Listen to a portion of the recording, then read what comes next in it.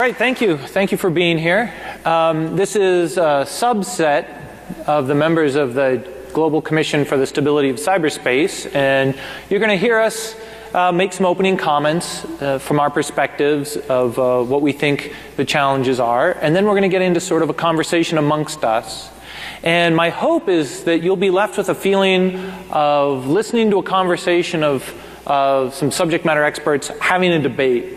And you can really see like the edges, the contours of where we agree and where we don't agree, where the challenges are and what we sort of consider as settled issues. And then we'll hopefully be able to go to questions in the audience. And so I really don't like panels where everybody just reads a set piece. I like it when you feel like you're kind of in a conversation, eavesdropping in a conversation, and then you get to join the conversation later. So that's what I'm going to aim for. So with that in mind, we're going to start all the way on my left with Joe Nye, and he's going to talk a little bit about his experience and his perspectives, and we'll just work down the line. When we get to the end, we're going to start our conversation. So pretty simple, straightforward, and let's kick it off. Thanks, Jeff. Let me start by picking up where you left off this morning at that very impressive keynote session, in which you said that defense is a combination of technology and social. And the interesting thing is that the social is by far the harder part of it. And when you think of that at the international level, it's squared. So the question is, can we develop norms for the internet? And would that help to reduce conflict? Basically, there's a general view that the cyber world is a wild west in which there are no norms. But in fact, that's not quite true. There are islands of norms in many parts of international relations in the cyber domain. If you take the domain name system, there is a pretty coherent regime focused around ICANN now. If you look at trade, there are norms that are imported from other aspects of trade law. If you look at issues of crime, there is a Budapest Treaty on cybercrime, but there is also a network of cooperation through Interpol and elsewhere. So there are islands of norms, but they're loosely coupled. And the argument that somehow we should have some big UN treaty which would solve all this would probably set things back rather than advance them when you have a domain that is as technologically diverse and dynamic as this. But what about interstate conflict? Is there any prospect of norms in that area? There has, in fact, been some progress. A proposal that the Russians made in 1999 was to have a large UN treaty outlawing conflict in this area. Information and communications technology was the term the Russians wanted to use, not cyber.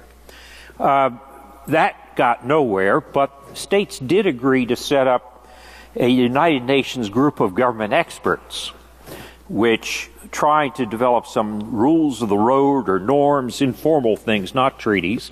And it met, after 2004, it met a series of meetings and actually came up in 2015 with an interesting set of propositions. Rather than trying to outlaw certain weapons, because it wasn't possible to say what was a program that was a weapon or not a weapon and be able to verify it, they said, let's outlaw certain types of targets, such as targeting civilian infrastructure.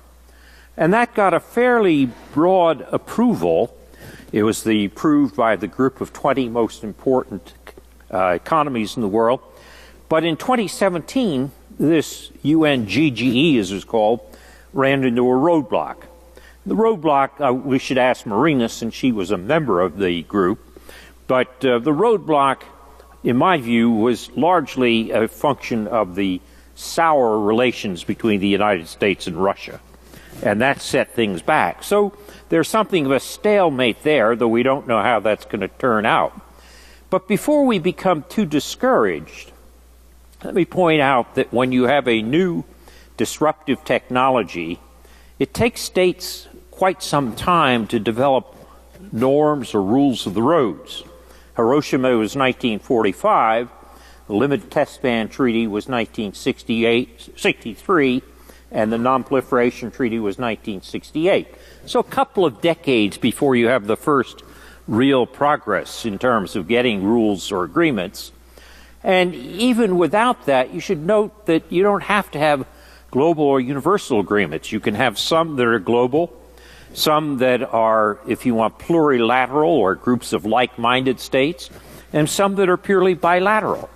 For example, people would normally say you cannot get any agreement in espionage, and yet in 2015, the United States and China agreed to not use cyber means for commercial espionage. In other words, don't steal secrets by cyber means to advantage your own companies. That is something which had been thought of as unthinkable, but it was endorsed by the Group of 20, and it has had some effect on Chinese activity. So, is there progress? Yes. Slow and halting? Yes. But the argument that we're in a Wild West and that it doesn't make any sense to try to develop the social part of this defense mechanism at the international level, I think we have enough evidence that it's worth doing, and this commission, which we all are participating in, is to try to nudge that along as best we can. All right, thank you, Bill. Next up is Wolfgang. Maybe just also say just a little bit about your perspective or your experiences so we know kind of where you're coming from. Okay, Jeff, thank you very much. You know, I'm an academic person. I am a emeritus professor from the University of Aarhus in Denmark, but I was involved in the internet governance debate since the early days in the 90s. I was a member of the board of ICANN and also a member of the United Nations Working Group on Internet Governance. And, you know, when Jeff gave a welcome speech the day before yesterday, he remembered the good old times from the 1990s when he said, okay, at this time we were only technology people in the room and we had the idea, now we can rule the world. And I remember when John Peter Barlow published his Declaration of Cyber Independence. So he even said, you know, governments of the old go home. So we overtake a lot of these functions. And the whole ICANN was based on the idea of governance without government. And the question of power was certainly in the room, but you know, the system, how the DNS is organized, is that all the power is on the edges and the knowledge. And the root server system in the middle has just to function to deliver packets, you know, from one place to another one, and is powerless. That means no central authority, no power in the center, all the power went to the edges. But as Jeff said yesterday, you know, after technology, you know, we saw this as a business case. With business came money. With money came the criminals. As with criminals came the governments. So, welcome back to the bad old times. So now we are sitting here with a new complexity, and you know, which is even more complex than it was 20 years ago. And again, you know, this is about power. You know, Toffler wrote in the early 90s a nice book about power shift, and Joe published a lot of papers that, you know, we see a diffusion of power, you know, from central authority to non-governmental actors and to other players. And this is really the challenge we are facing now, that power is in place, power is shifting. So we see a redistribution of power, and this is part of a power struggle. Before you reach a new distribution of power, you have a power struggle, and we are in the midst of this power struggle. And it's a very complex power struggle, because we have power struggle among states, we have power struggle among non-state actors, and a power struggle among states and non-state actors, and we see the emergence of all kinds of rainbow coalitions around various issues. So that means it's not just that you can settle the problem with one silver bullet. So it's a very distributed system where you probably need solutions in a different way for different issues. So that this is what we call the internet governance ecosystem, which has no one single answer to the very complex issue. And, can we learn something from the past? Probably, I go to another former Harvard professor, Mr. Kissinger, when he wrote his PhD. He studied the Vienna Congress from 1813 to 1815, and his conclusion was, okay, if you want to have stability, you have to have a balance of power. So that means you do not push for an imbalance of power. So the balance of power has saved more or less stability in Europe of the 19th century, a number of decades. But this is very complex. Can we learn something from this? How to organize a balance of power among states, balance of power among non-state actors, and a balance of power among state actors and states. So this is really a big issue, and this commission is about the stability in cyberspace, and probably or hopefully we can in 2 years from now, develop some ideas which are useful for the 2020s, because this is a long way to go and you will not have a solution within the next 2 or 3 years. Thank you. I come from a background of law enforcement. I'm a retired commissioner of police from Singapore, and I was also the president of Interpol from 2008 to 2012. This is a non-executive chairman of the board, and the CEO is actually the Secretary General. Now, I'd like to speak from the perspective of law enforcement and use 3 quotes which I've come across. The first was one from the previous Secretary General of the Interpol. He says, all international crime is local crime somewhere. That's true for most physical crimes, but actually we now know that in cyber, it is not true, because in many countries, they don't even have laws regarding cyber crime. So that you can straight away know that criminals will take advantage of operating from these countries. The second one is a quote which one of my colleagues has also used quite often. Cyber criminals operate at the speed of light, while law enforcement moves at the speed of law. Okay, I think this points out to the fact that we need treaties like the Mutual Legal Assistance Treaty to get things done, and to get across a request to governments, to their foreign affairs ministry, will take ages, right? And then the third one is it takes a network to fight a network. I think this originally referred to the Islamic State, but now when you think about it, we are facing a network of very well-organized criminals. So how do we form our own networks?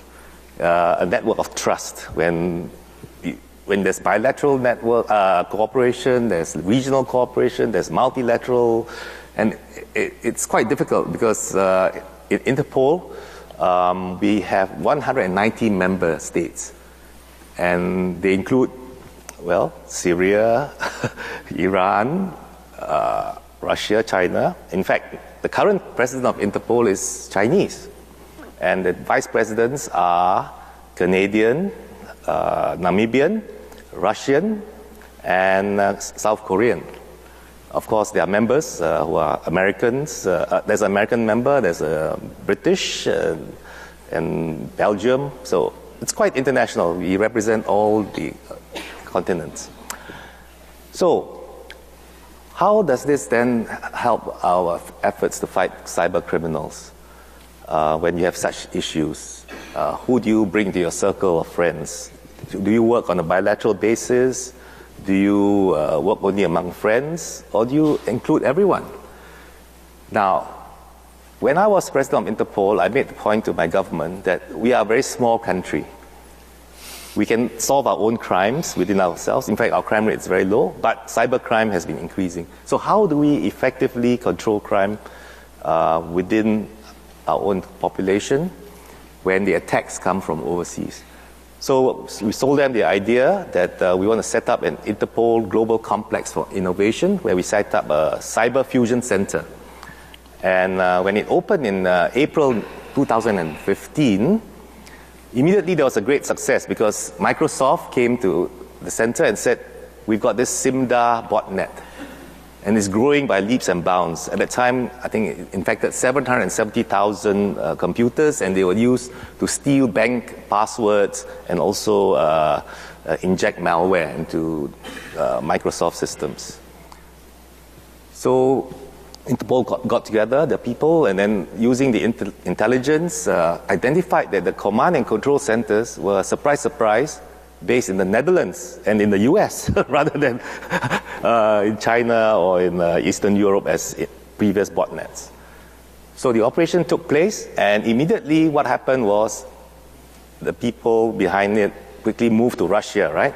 Because they knew that would be where they'd be safe. So if it were a Europol operation or an FBI operation, I think it would have failed. But then this was Interpol. So they called up the Russian executive committee member, who was from the FSB, and immediately they took action to shut down the servers also.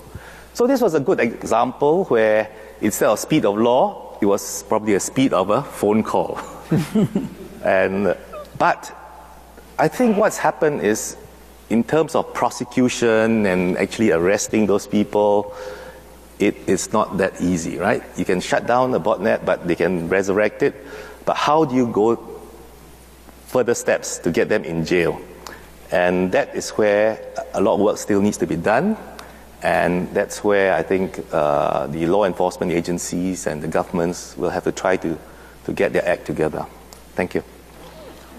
Bill? Hi, I'm Bill Woodcock. I guess the Commission's a bit like the village people. I am the representative of the private sector network operators on the Commission.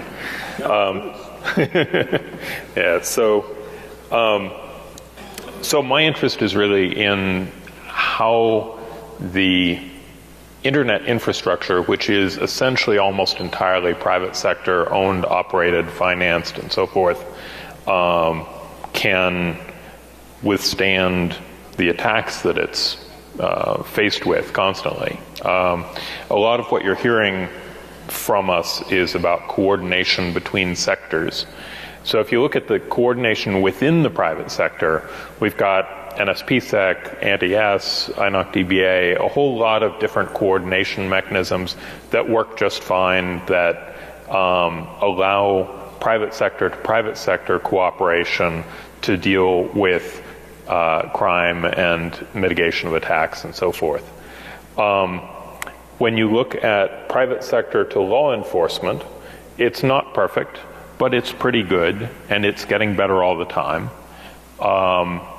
So that's not a big, it's a difficult thing. It's a problem area in the sense that there's a lot of work to be done, but it's not a problem area in the sense of something that's getting worse or something that needs particular remediation relative to other areas. So like one of the areas where there's really good, interesting work being done there is Bertrand de la Chapelle's Internet and Jurisdiction project, where we're trying to harmonize the way law enforcement and the private sector communicate with each other at a protocol level, such that law enforcement doesn't have to learn a different way of talking to Facebook, then they talk to Apple, then they talk to LinkedIn, then they talk to Dropbox.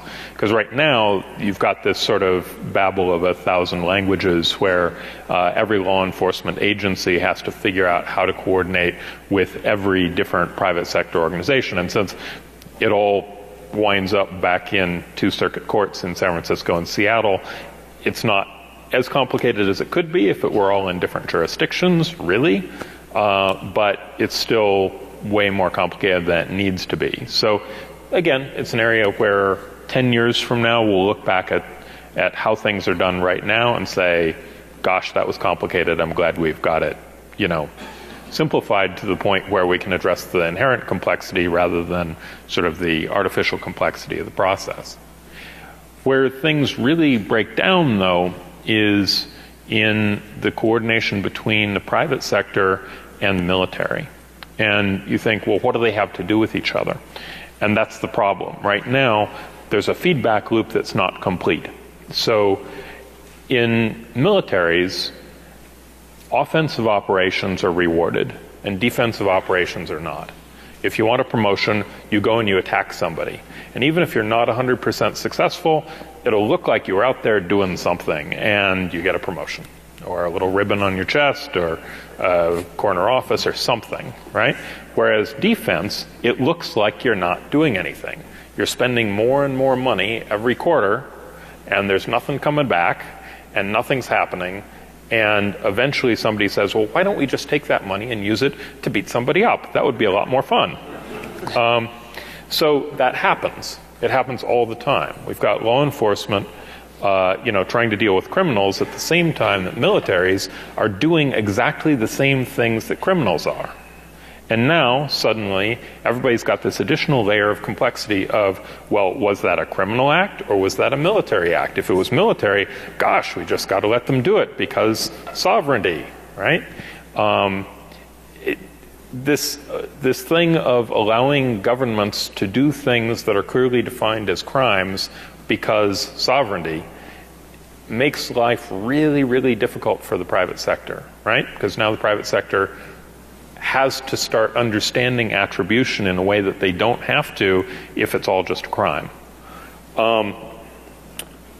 We have then this problem of blowback, right? So not only are governments attacking private sector operated infrastructure, then there's blowback because now that infrastructure is in some country that decides that it's going to counterattack, in order to penalize the country that attacked in the first place.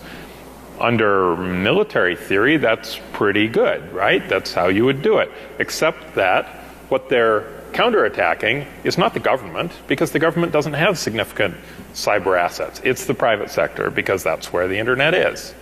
So now you've got a blowback against the attack that was conducted from the first country.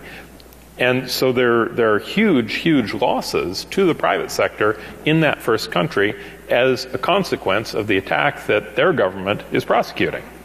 But there's no feedback loop to tell that government you shouldn't be out there kicking hornets' nests, right? Because there's no responsibility there. There's no feedback loop to get militaries to stop kicking those hornets' nests.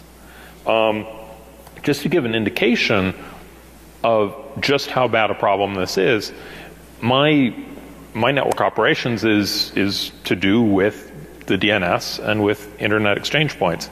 And in both cases, we're looking at 1,000 times over provisioning to deal with cyber attacks. So if we compare the amount of traffic that's running through the infrastructure for legitimate use to the amount of infrastructure that's necessary to withstand these attacks, there's 1,000 times difference. We're having to buy 1,000 times more equipment, 1,000 times larger equipment to deal with the malicious use as opposed to the legitimate use. That is a huge, huge infrastructural cost. I was about to say investment. It's not an investment. That's just a cost. There's nothing we get back from that. That is not serving legitimate use.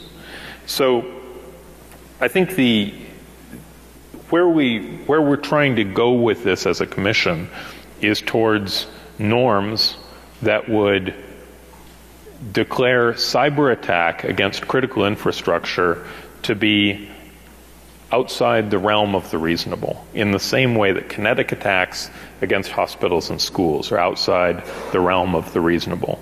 And if we can get to the point where that's globally understood and acknowledged, even if there are a few countries that are bad actors, then there will be a lot more leverage for getting it stopped. Maria? Well, thanks, Jeff. First of all, I'm really honored to be in this panel and to chair the Commission. I come from Estonia. For those who haven't heard about it, it's a country. It's not a country club with 1.3 million of population, and we're working on that. We're trying to attract more e-residents to come to Estonia and to provide them digital services we're providing to our people. What do I hope to bring to the Commission? First, what have I experienced nationally, but also the international dimension. I'm former Estonian foreign minister. I'm a former career diplomat. I've been posted as ambassador to Russia, to US, Canada, Mexico, Kazakhstan, Israel. And now I'm chairing the Commission.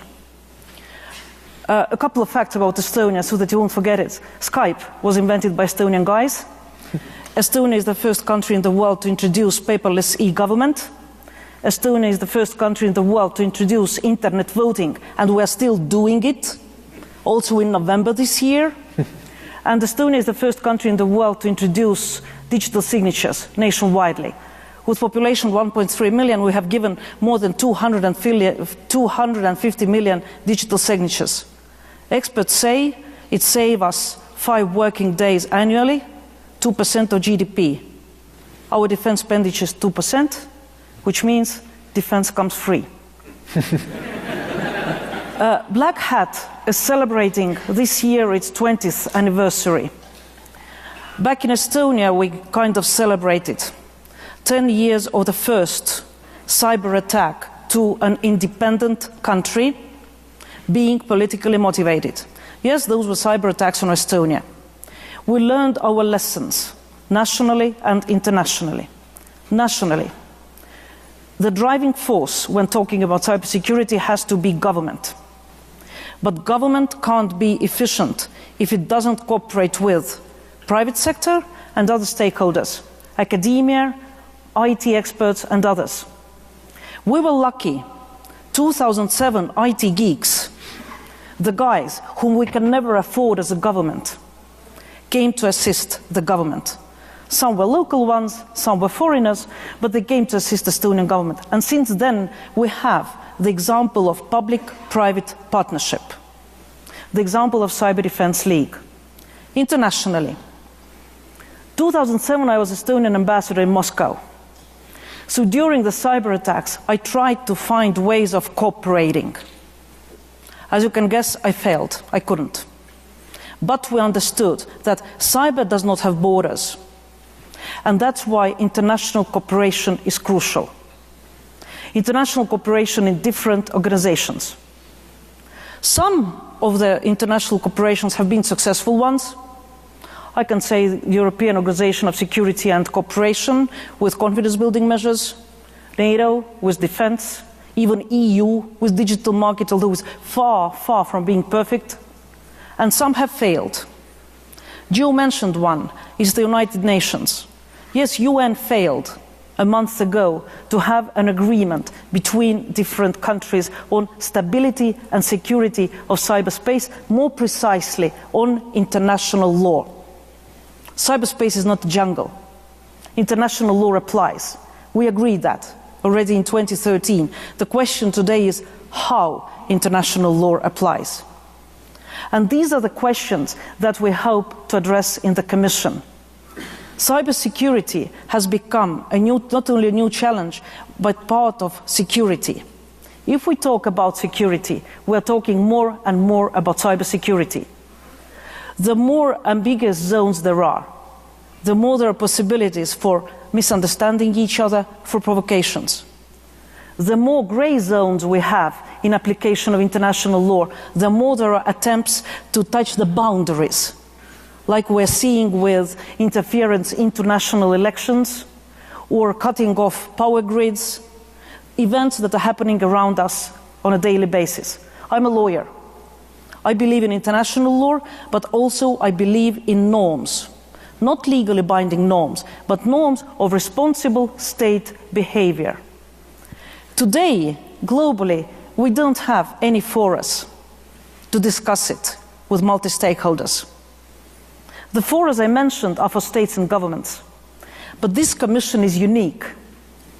Professors from Denmark, US, former Interpol boss, IT experts, and majority of the Commission is sitting in the front line. With this powerful group, I very much hope that we'll be able to develop and introduce and convince states to adopt some norms of responsible state behavior. And we're very happy to have Jeff with us. holding down the fort here. Okay, so I've got just a couple kind of opening questions to get the dialogue moving, and then we're going to move into some questions and answers. And one is, I don't know if I'm trolling Bill or some of the other members here, but on norms, there's sort of this meme in the security community online floating around that while we're all debating norms, Google and Twitter and Facebook are building norms. That there's another set of norms out there that are being formulated de facto by these, the way that patch management is managed, the way that Microsoft does things are creating sort of these institutional norms that now the governments are having to react to. So now governments are in the passenger seat, not the driver's seat. Do you see that flipping? Do you ever see a situation? And I'll go to whoever's got a comment. So I would look back to sort of the 1980s and how device management worked back then. And for every kind of router, every kind of switch, there was a separate management console, and communications was proprietary, and there was no hope of getting unified management across a spectrum of devices, right? And then there was SNMP, and everybody said, gosh, that'll never work. It's too complicated. Vendors will never start all talking the same language because it wouldn't be in their interest. They all each have their silo, and as long as they can defend their silo, they've got customers locked in and so forth. And that's where we are right now with coordination. Facebook says, everybody in the world has to come and fill out our form and justify themselves to us thus and such way. And then Google says, not invented here, we do it this way, and here's our form, and here's what the information we want, and here's what we'll respond to. And, Apple says something different. And that's not going to work in the long term, right?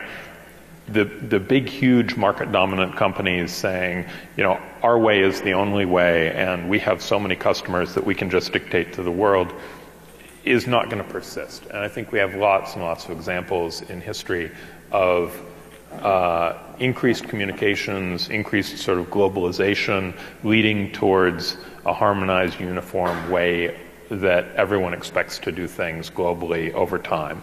And so I don't think 10 years from now, we're still going to be having to deal with individual private sector companies saying, no, my way is the only way, right? They'll have adopted harmonized. Joe? Well, I agree with what Bill just said, but I think that it's worth noticing that companies are not going to be in quite as much control as people think. Going back to John Perry Barlow in the 90s with this view that governments get out of the way, what the trends have been just the opposite. The trends have been to try to increase the role of sovereign states inside cyberspace. And if you ask to what extent is Google stronger than the government of China, the answer is pretty clear. Google's not China. It once was, but they kicked them out. And if you ask, has Mark Zuckerberg, with all his billions of subscribers, been able to get Facebook into China? The answer is no. One of our commissioners, Jim Lewis, who's not here right now, has said that for the last dozen years or so, the major trend in cyberspace has been the increased role of sovereign governments. And I think when we talk about the companies getting stronger and stronger, we're missing that point. I don't particularly think that's a good thing, even though I once worked for the Defense Department and the State Department. In addition to being a Harvard professor, I've had some government experience. I don't celebrate that. I think it's actually too bad. But as an analyst, somebody who's written a lot of books about power internationally, those are the facts. Yeah, I don't think the power struggle is between government and individual private sector companies. I think ultimately the power struggle that matters is between governments and multi-stakeholderism. And then the other question I had, we talked about a little bit briefly at lunch because it's gotten a bit of news coverage, was the Vulnerabilities Equity Program in the U.S. government of sharing, when do you share 0 days, when is a government expected to share it with maybe an affected party. And the VEP program's been up and running for a little bit. A lot of people, since it's classified, are speculating as to its effectiveness. Can any of you talk to sort of, do you see that as the future of trying to diffuse some of the pressures, this inequality between the private sector and these militaries that are rewarded for purely offensive operations? Is this part of that feedback loop that Bill is maybe talking about? I think it's a really complex issue, and John Neutzer from Microsoft is here. Microsoft has proposed this Geneva Convention, Digital Geneva Convention, which includes a special arrangement on a new, they called it attribution organization.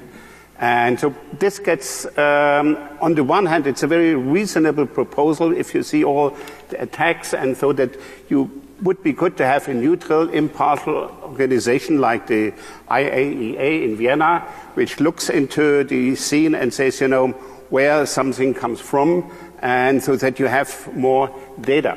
The problem is that it goes really to the heart of intelligence and other secret information.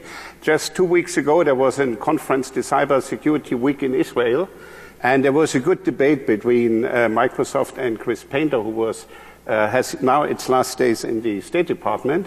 And while Microsoft argued, you know, we have good information, which is probably useful, Painter replied, yes, you have good information, but not all information. So, and that's the problem. So that means if you have only good information, probably that's not sufficient to have a final fixed answer for the attribution. So that means there is a gap. How this can be settled, probably, if you introduce, let's say, a confidential layer into such an organization. This could be, you know, one step forward. So here, innovation in a political thinking is also, you know, needed. So I remember when I was in the United Nations Working Group on Internet Governance 15 years ago, Kofi Annan, who was the Secretary General of the United Nations, argued the Internet is the result of a technical innovation.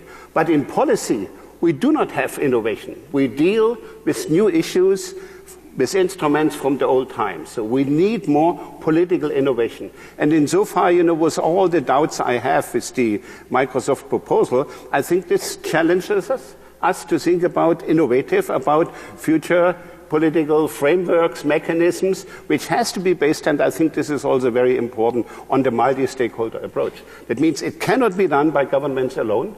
It cannot be done by the private sector alone. You need a certain form of collaboration among stakeholders if you want to have a sustainable solution. I think as the private sector guy, I'm going to say something that'll make me unpopular with my colleagues here, but I think there's a moral question here, and I think it's a fairly simple one.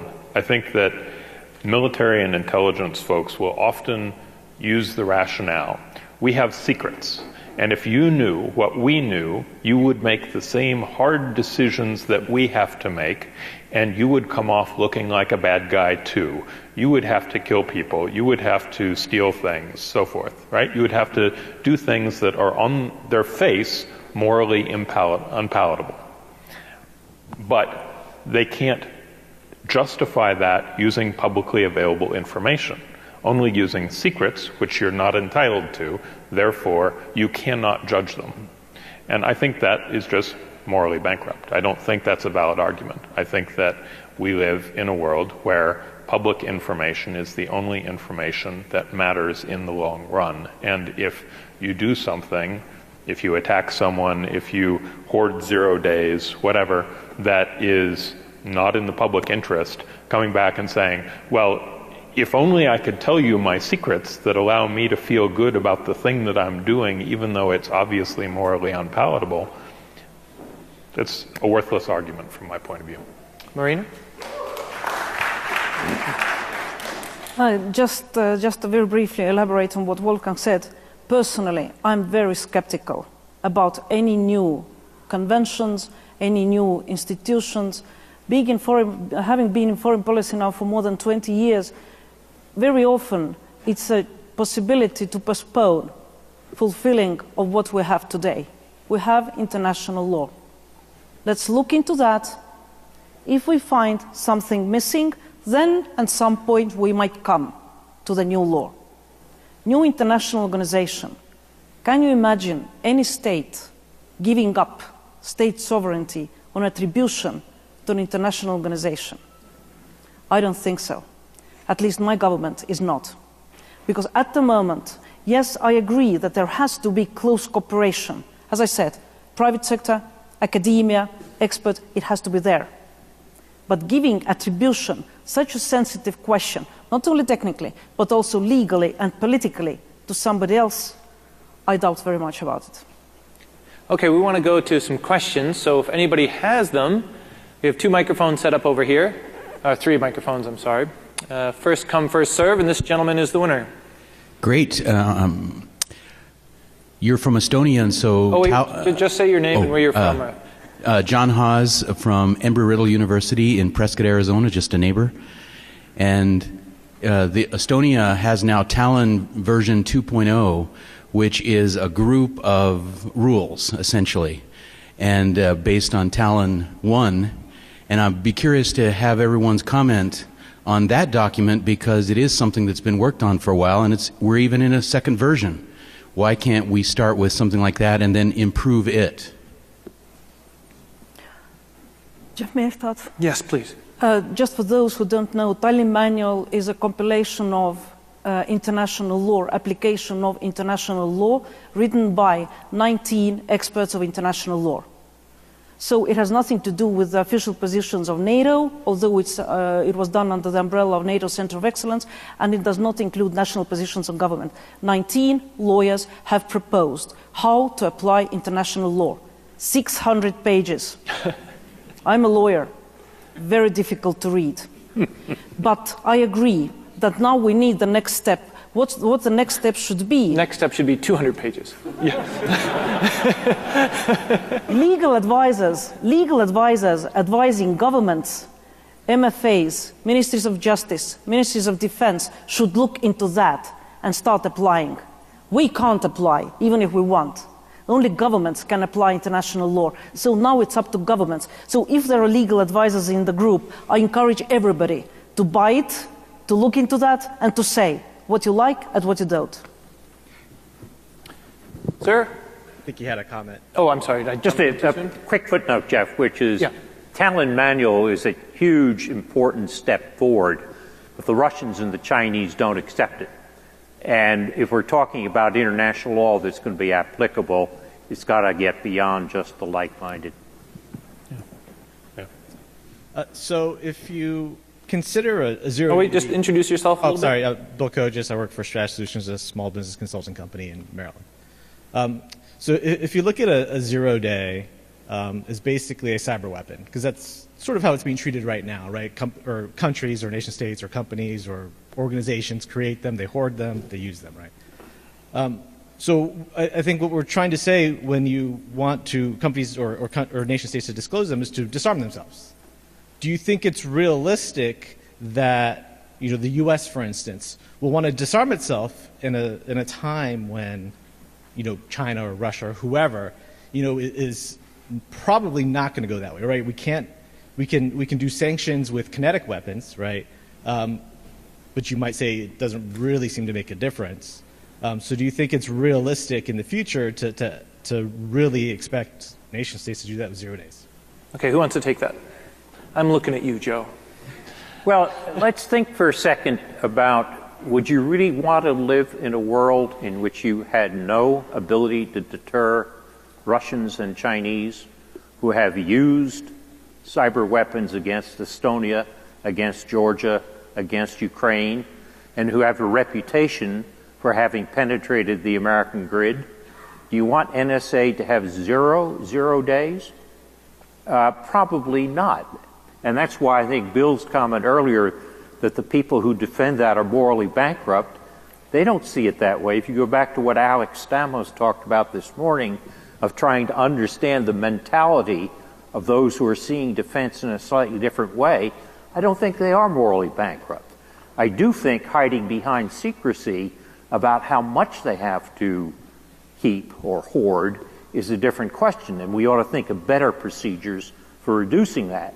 But just to categorize them as morally bankrupt, I think is not an adequate way of phrasing the proposition. The question is, wouldn't we all be better off if we hoarded a lot less? We can disarm many criminals. We can disarm many Russian tools by essentially being much tighter in the number of 0 days that we keep. But 0 days, in my mind, is a little bit like 0 nuclear weapons. There's a treaty now in the UN for 0 nuclear weapons. I personally would not feel safer. I think Joe and I could argue for a long time about sort of the specifics of this stuff. I think that we're in agreement on that last, that if there are, say, 100 governments that are all trying to accumulate 0 days, and we can reduce the number of 0 days in existence by finding and fixing vulnerabilities, then in relative terms, we have made the world a better place because we have reduced the stockpiles of the other 99 countries collectively far more than we've reduced our own stockpile, if you want to look at it from a national perspective. And I think rather than looking at 0 days as weapons, looking at them from an open source perspective as problems that need to be fixed is perhaps more productive. It gets us to where we want to be a little better, in that more eyes on the code, more eyes on the problem leads to a faster, better solution. And if we can have more people looking at the problems and helping to solve them, we move more people from the secret making and hoarding problems side to the solving problems and moving forward side. So I guess my argument would be that insofar as, for instance, the NSA has people who are dedicated to finding and solving problems and people who are dedicated to finding and hoarding problems, moving people more into that first category makes the world a better place and makes us stronger relative to the people who would attack us. I think we agree on that. Good. Beer. Okay, one quick last question. I'm sorry we're not going to have time for our last person in line there. Yeah, my name's Sean Waterman. I'm a reporter. I've been writing about cybersecurity for more than a decade now, and I wanted to ask about the vulnerability equities process because, one of the interesting things about it is that no other country has one, as far as I know. I mean, does Estonia have one? I imagine that the Estonian intelligence services are finding and hoarding 0 days as the other, more than 100 countries that are now developing cyber war capabilities. How important is it that there's some sort of reciprocity or generalization of these? Obviously, the United States is in a unique position for a number of different reasons, but how important is some sort of reciprocity in these in that particular arrangement, as it is in all of these other issues we've talked about, like putting malware on infrastructure and so forth? Thank you. Does Estonia have a VEP that you can talk about? Not a strategy like you're describing it. Not that one. Singapore, that you know of? Well, it's so secret, I don't think they even tell me. Oh.